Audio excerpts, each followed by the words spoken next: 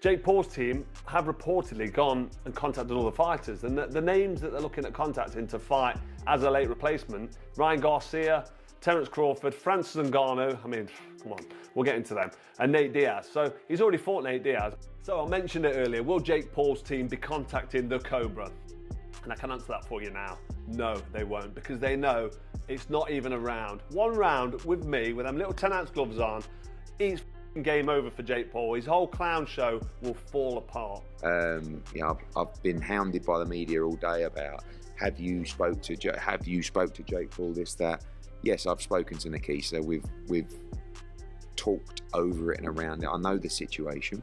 Have you spoke to Anthony Joshua about it? Yes.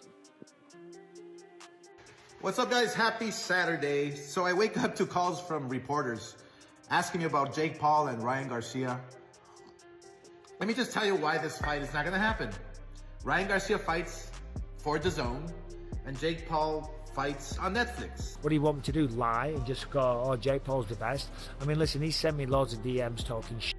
He even sent me a contract to box a few years ago. I wasn't interested. I've got one eye. I'm older. I'm 46. I don't need the money. I don't need to fight anymore, even though, you know, I would kind of entertain it because I do feel like I could still compete.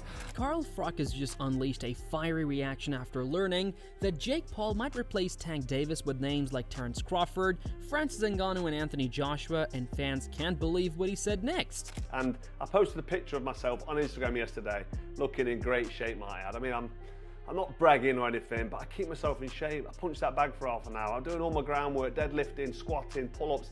I do everything. I'm still feeling great. He can see it and he's thinking, even at 12 days notice, this would just be a complete and total mismatch, because Jake Paul cannot fight. He went on to reveal that following the recent allegations against Tank Davis, Jake Paul has already started reaching out to different names as possible replacements. Among those on his radar are Ryan Garcia, Terence Crawford, and Francis Ngannou. Reviewing each option one by one, Froch first pointed out that a fight with Ryan Garcia wouldn't make much sense, mainly because Jake Paul is far too big in size compared to Ryan, making the matchup neither fair nor attractive.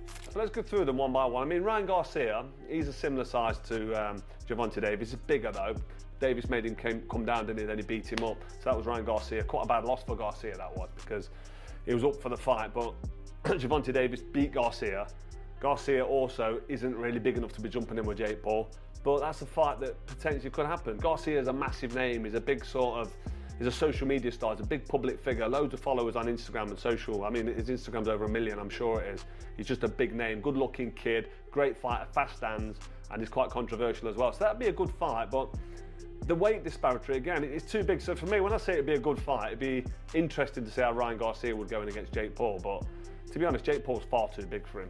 He also asserted that facing Terence Crawford would be a major risk for Jake Paul, and he doesn't believe Crawford would easily agree to such a matchup. However, Froch admitted that if money is right, Crawford might still consider stepping in, but even then, it would be a dangerous move for Jake Paul, given Crawford's elite skill and technical edge. Who else we got? Terence Crawford. I can't see Terence Crawford entertaining this, but then you never know, do you? If the old bunts make sense, then it makes people do strange things, and Terence Crawford's getting on now. What is he, 37, 38 years old? Had that great win against Canelo. Would he jump in with Jake Paul for mega money? Probably. He'd paced him as well. I mean, Terence Crawford would be too much for Jake Paul, even though he's up at 168 in his last fight, super middleweight, my old weight division, so I don't think Jake Paul would fight him. And when it came to Francis Ngannou, Froch didn't hold back either. He called it another terrible choice for Jake Paul, insisting that if the fight ever happens, Ngannou would absolutely destroy him. Froch then questioned why Jake Paul hasn't reached out to him instead, boldly declaring that he's more than ready to face him in the ring. From there, Froch unleashed a tirade, slamming Jake Paul as a fake clown and claiming that every replacement option Paul has considered so far is complete rubbish. Francis Ngannou, I mean, why even chuck Ngannou in the mix? Ngannou would just hammer him, he's too big. I mean, he talked about Anthony Joshua, that never happened, did it? It's a load of bollocks. He talked about fighting AJ, then announced he's fighting someone the size of one of AJ's legs in Gervonta Davis. So for me, that's nothing. And the Nate Diaz fight, he's already fought him. It was a rubbish fight, and he's already beaten him. So really, they're in a bit of a pickle, aren't they? Well, I know one thing, my phone hasn't rang. They've not contacted the Cobra, because they know, don't they? So what do I make of the whole thing? Well, let's start from the beginning. Jake Paul, Gervonta Davis. joke, absolute clown world. Really fitting for fake Paul, the clown, because it's a clown show. You're putting him in with somebody who's 100 pounds lighter. I mentioned the weight disparity before. Getting on for 7 stone. It's a weight-governed sport. It should not be happening. To Carl Froch, the recent allegations against Tank Davis were deeply disturbing. He turned his reaction into serious criticism, saying that what Tank has done is an absolute disgrace. In Froch's view, Davis deserves to face real consequences, even imprisonment for his actions. These allegations against Gervonta Davis, they're very serious allegations. Anybody that's laying hands on women needs to be shut down straight away. They need to be, for me, they need to be locked up and the key thrown away. You shouldn't touch women. They're not there to be touched and have their hands laid on them. I've got 2 daughters. I've got my wife, my mother. Anybody out there who's close relationship to women knows you do not lay your hands on women ever. Don't touch them. And if you do, you should be prisoned. As simple as that. That's my take on it. It's totally out of it. It's really serious. Tank needs to get a grip and stop doing what he's doing because he's got previous. This is all alleged, don't forget. It's all allegations, so we're not trying to convict anybody here on Froch on Fighting. We're just pointing out the facts. So right now, Jake Paul's next big boxing event, which was expected to feature a clash against Gervonta Tank Davis, now stands in serious doubt. The fight that had been generating massive anticipation among fans has been thrown into uncertainty following shocking allegations against Davis. Reports surfaced that his ex-girlfriend, Courtney Russell, filed a lawsuit accusing him of battery and kidnapping. These accusations have not only cast a shadow over Davis's career, but have also forced Jake Paul's camp to reconsider their next move. Baltimore boxing champion Gervonta Tank Davis faces new abuse claims from a woman who claims to be his ex-girlfriend.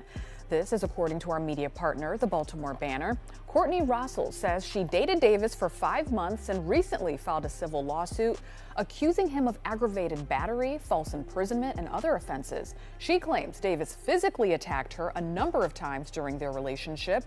Russell claims the most recent incident was Monday at a Miami nightclub. Davis is scheduled to fight Jake Paul in Miami on November 14th.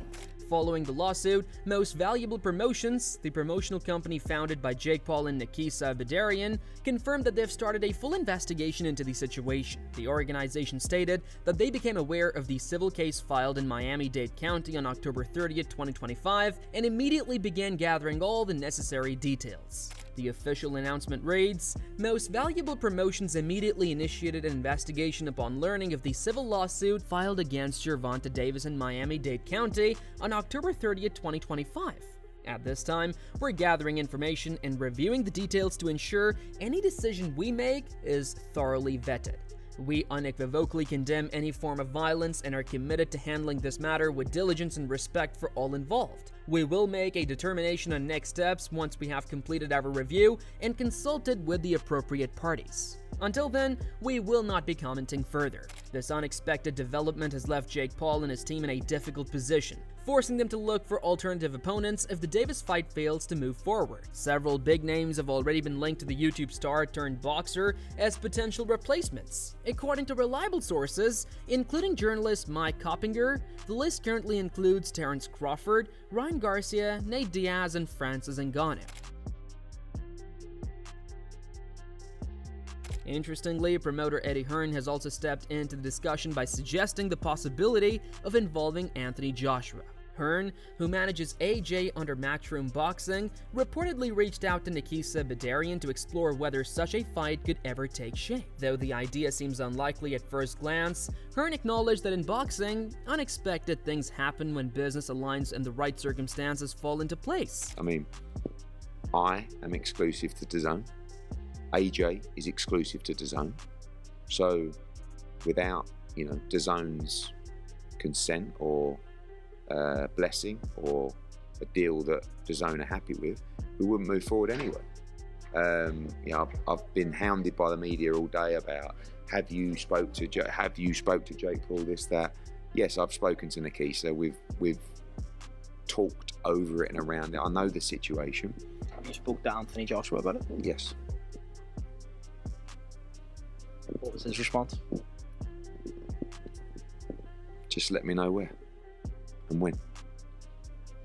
I mean, he would, of course, like, you know, we've discussed this before.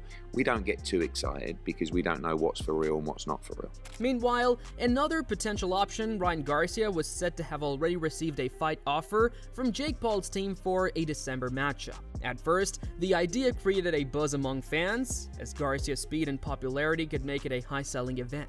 Breaking news. Jake Paul is looking for a replacement for Gervonta Tank Davis for their fight on Friday, November 14th, because I'm not sure if you guys know Gervonta Tank Davis and the DV allegations. It was just yesterday as breaking news for Gervonta and the situation, but from my understanding, it's a civil suit. It probably could turn into worse. A woman who is a waitress at a club. But Garcia's promoter, Oscar De La Hoya, quickly dismissed the possibility. He explained that contractual obligations make the fight impossible at the moment. Garcia signed under Golden Boy Promotions and fights exclusively on DAZN, while Jake Paul's current broadcasting partner is Netflix. De La Hoya made it clear that these barriers leave no room for negotiations unless one side makes a drastic shift. What's up, guys? Happy Saturday. So I wake up to calls from reporters asking me about Jake Paul and Ryan Garcia. Let me just tell you why this fight is not going to happen. Ryan Garcia fights for DAZN and Jake Paul fights on Netflix. I mean, that's pretty much the bottom line. Golden Boy has a contract with DAZN. Ryan Garcia has a contract with Golden Boy. And that's just the way it is. I mean, this is business. You know, Ryan Garcia's probably going to rant saying, oh, you're keeping me from making money and this and that and fighting. No, you have to go by the law, by the rules. You have a contract with DAZN. You have a contract with Golden Boy.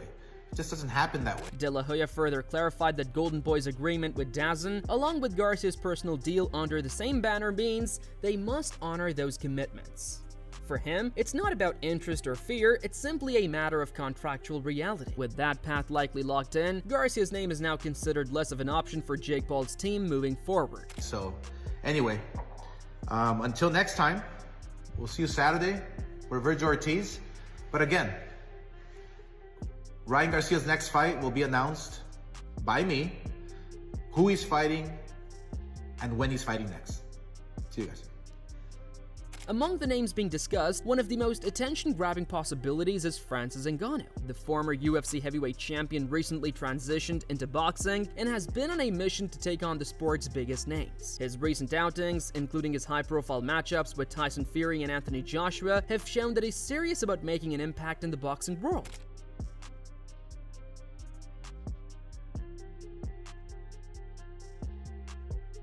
Former UFC middleweight champion and now commentator Michael Bisping weighed in on the subject through his YouTube channel. He explained that from Ngannou's perspective, accepting a fight with Jake Paul would make complete sense financially. Bisping called it a no-brainer, suggesting that it could easily become one of the biggest paydays of Ngannou's boxing career. Having already faced the top names in heavyweight boxing, a clash with Paul would allow Ngannou to check off yet another major commercial event while continuing to build his brand across combat sports. Against Francis Ngannou, a man that pushed Tyson Fury, a man that dropped Tyson Fury, and a man that, according to a lot of people, and if I remember rightly when I watched the fight, Ngannou versus Tyson Fury, he was very unlucky not to get that decision. There's no way Jake Paul fights him. If he does, hey listen, I'll be the first one to hold my hand up and say I was wrong. But I just don't think that's going to happen. Nate Diaz, yeah, I do believe that would be a possibility. People are very interested in Jake Paul. He is a phenomenon in that regard. And people always say whenever I'm talking, oh, you're just jealous. I'm not jealous of the success of Jake Paul. There's a lot of people on this planet that are more successful than me, that have more money and all the rest of it. Bisping described the potential bout as a car crash type of event, one that fans would find impossible to look away from because of its unpredictability and risks. He acknowledged that it would present far more danger for Paul than any of his previous fights. Ngannou's knockout power is unmatched, and stepping into the ring with someone of that size and strength would automatically place Jake in one of the most physically demanding challenges of his career. And it is like kind of one of those things, it's kind of like car crash TV where you kind of want to see.